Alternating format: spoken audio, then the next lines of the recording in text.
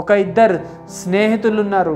చాలా రోజుల నుంచి వాళ్ళు ఒక్కొక్కరిని బాగా అర్థం చేసుకున్నారు. ఒకరితో వాళ్ళు మాట్లాడుతూ ఉన్నాడు. సడన్గా ఒకరోజు వాళ్ళ ఇద్దరి మధ్యలో గొడవ వచ్చింది. ఒక స్నేహితుడు ఇంకొక స్నేహితునికి అన్నాడు, నువ్వు ఇలా చేసినావు, నాకు ఇది నచ్చలేదు అని చెప్పంగానే ఇంకొక స్నేహితుడు చాలా బాధతో తిరిగి ఇంటికి వచ్చేసిండు. రాత్రి నిద్రపోయినప్పుడు కూడా నిద్ర వస్తలేదు ఆయనకి. ఆ నిద్రలో కూడా ఆలోచించుతూ ఉన్నాడు, అయ్యో నాకు ఇంత పెద్ద మాట అన్నాడు నా స్నేహితుడు అని, నువ్వు ఇలా చేస్తావా అలా చేస్తావా అని ఎన్నో మాటలు అంటుంటే ఆయన తట్టుకోలేకపోయినాడు. అలాగే నిద్ర కూడా రాలేదు. నిద్ర కూడా వచ్చింది కానీ కచ్చపక్క నిద్ర, అంటే సరి అయిన నిద్ర అది కానే కాదు. తర్వాత సరేలే ఇక ఇంత బాధలో ఉన్నాను కదా, కొంచెం సేపు ప్రార్థన చేస్తే కనీసం మనశాంతన దొరుకుతుంది అనుకొని పొద్దుగాలే 5 గంటలకి లేచిండు. 5 గంటలకి లేచి మోకరించిండు, ప్రభా నాతో మాట్లాడు అని ప్రార్థన స్టార్ట్ చేసిండు. ఆ ప్రార్థన స్టార్ట్ చేసిన వెంటనే ఆ ప్రార్థన చేయడానికి ఆ స్నేహితునికి వస్తలేడు.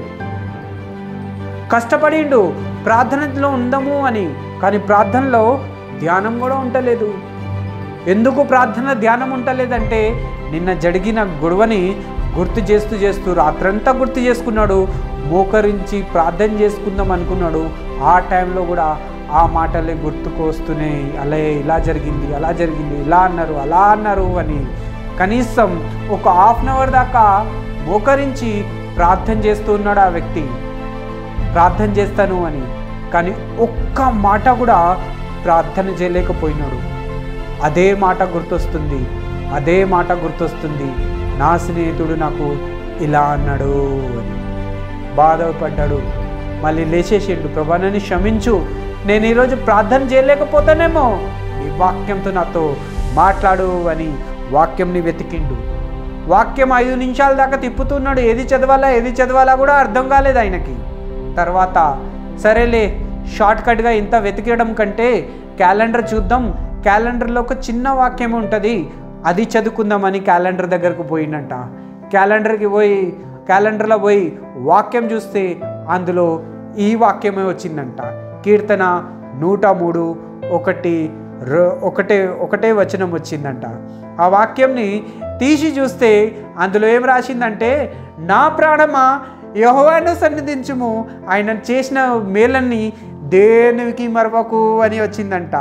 నా అంతరంగంగా ప్రతి దానికి ఆయనని ఘనపరచు అని వాక్యం వచ్చిందంట.